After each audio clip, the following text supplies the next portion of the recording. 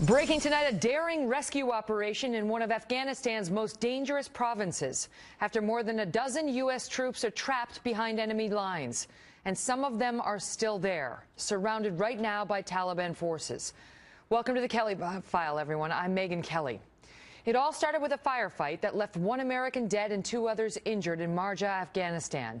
Rescue teams were sent in, but one of the helicopters could not get away, suffering damage when the rotors collided with a wall, similar to what happened to a helicopter during the Osama bin Laden raid. A quick reaction force was then sent in, managing to evacuate some of our people, including the dead and the wounded. But others stayed behind to secure the damaged helicopter, similar to this one, and that is where they remain right now, surrounded, we are told, by enemy forces. In a province that saw some of the bloodiest fighting of the entire Afghanistan war and became the topic of an entire HBO documentary. In fact, many of the nearly 400 Marines who gave their lives in Afghanistan died in this very place. In moments, we'll be joined by three Afghanistan war veterans, including a former Navy SEAL who has taken part in operations like this. Remember, the administration has told us there is no combat operation in Afghanistan anymore. But we begin tonight with Trace Gallagher covering the breaking news from our West Coast newsroom. Trace? Megyn, not even the Pentagon has all the details of what's happening on the ground in Afghanistan, but they know a group of U.S. Special Operations Forces are trapped in a compound surrounded by the Taliban, and the fight is ongoing.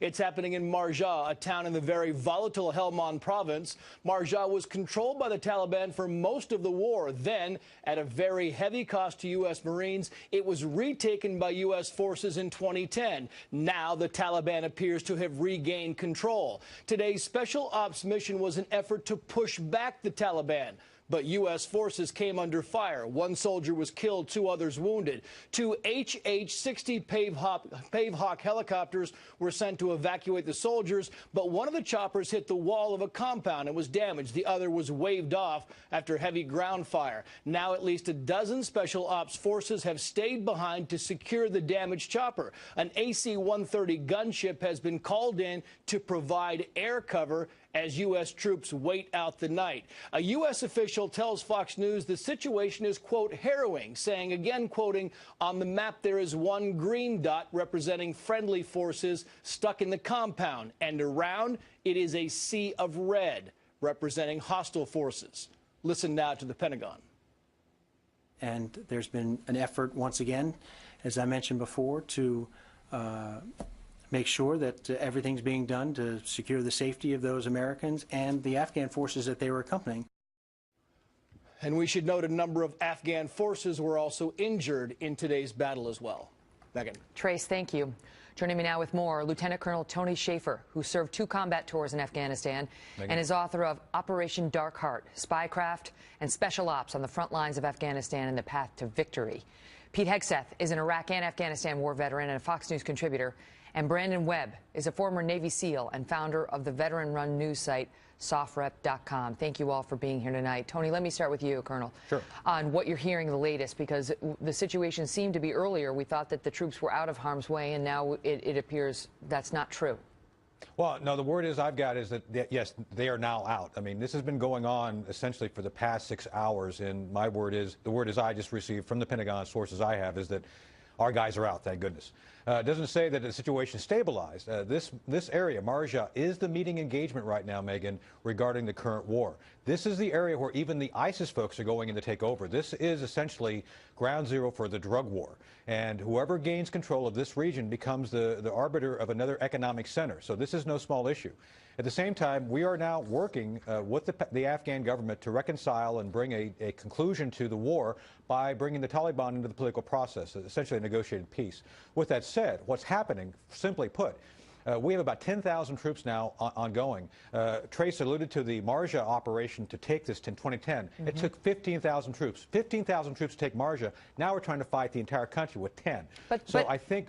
Yes. There seems to be, I mean, you guys tell me, but there seems to be a denial of reality, because today the Pentagon, as we have over a dozen guys there surrounded by the enemy, our producer asked the Pentagon spokesperson, kind of seems like combat. I realize the president declared that this war was over. Kind of seems like combat, and they denied it, Pete. They actually tried to. They said, well, we know it's dangerous, but they're still denying that we have combat operations going on there. They've lived in a wordsmith alternate reality for a long time now. A year ago, they declared combat operations over. And you ask a guy like Brandon Webb whether or not this is combat operations. Special operations forces, indirect fire, close air support, men wounded and one unfortunately killed alongside Afghan allies, where they've now lost some of the initiative, and we're doing effectively a recovery operation. They're seeing combat every single day, and this commander-in-chief, by not calling that, is doing them a disservice, yet they courageously go into the fight with constrictive rules of engagement into hostile zones like this that we've fought for before, without, as Colonel Shaffer points out, the same amount of troops that we had in the past to regain that initiative. So these guys are put in impossible situations, fight courageously, and their commander-in-chief tells them, you're not in combat. I just want to get to the bottom of the back and forth Tony and Colonel Shaffer and I just had at the beginning, because what we were told was that this situation arose earlier, and then they sent help to get the guys out. And what our latest information, this is just coming back to me again from our Pentagon producer who's watching the program. His information is that it's not over. That in addition to the nearly dozen American special ops guys, there are dozens of Afghan forces as well, and some reinforcements in the compound in Marja. That some guys were evacuated, the one killed and those wounded, but that the special operations team remained there. You're saying you have different information from that, Colonel? Oh, I am. No, I'm saying that we still have Afghan forces on the ground. The battle is still ongoing. What I'm saying is that the people who were under fire have been pulled out of the compound. What is now is undertaking, I can't go into all the details I've been told, but basically we're now trying to figure out how to go back on the offensive, because right now, while we're engaged, we want to go after these guys.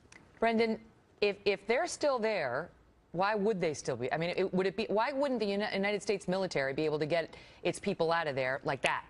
Well, our sources at SOFREP actually confirm what Tony said. We heard it was a small contingent of U.S. Army Special Forces, an A-team, and some Army Rangers, and that they were successfully extracted. And I literally got that information as I was sitting in the green room.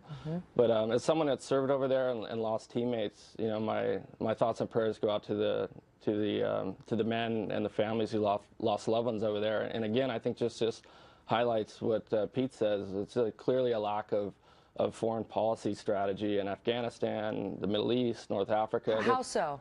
Well, this administration, if you just look at the results, is there more stability in the Middle East, more stability in North Africa and in Afghanistan since 9/11? And I think the answer is just clearly no, there isn't. And that just points to a clear lack of foreign policy strategy by this administration. It's amazing because as we've been watching ISIS in the Middle East and Syria, many have believed we've taken our eye off the ball in Afghanistan. And Afghanistan could turn into another Syria if we don't keep our eye on it. I'll give you the last thought on that, Colonel. Oh, absolutely. That's the issue, ungoverned space. General Dunford had to convince the president recently regarding the troop levels there. General Dunford's come in and doing a review of what's going on. The bottom line is this, Megan. If we depart now, we abandon the investment of blood and treasure in Afghanistan, we will see ISIS take over the centers of economic production, the drugs, the trade trails, everything. And frankly, it'll become worse than I believe Syria, even by the fact that they will destabilize Pakistan. Pakistan has nuclear weapons. So we have to consider the results of Libya and the results of Syria of not taking positive action. Right. If we don't maintain it here, we will see chaos. I'll let you weigh in, Pete, as I see you want to. I just want to tell you again, we are getting different information from you guys, and you guys are very well connected. I just want our viewers to realize that there is a conflict in the information our very well respected guys are getting and what we are getting. We're going to try to get to the bottom because we want to know whether our troops are in harm's way and in a situation right now from which they're having difficulty extracting themselves. Pete, I'll give you the quick final word. Either way, it underscores what a complex and fluid situation these always are. What I was going to add is that layered on top of all of this is we have a president who's always been political about Afghanistan. Former defense secretaries from Gates to Panetta to Hagel have outlined how Afghanistan was always about the good war that was politically good for them, as opposed to truly being dedicated to winning it. And as a result, you have warfighters flapping out on the edge, putting their lives on the line, and put in precarious situations like this for a mission they don't know if their commander-in-chief even believes in. say a prayer for the president may be families able- of the he fallen may be tonight. able to I got to declare go, gun you guys. control. My apologies. Thank you.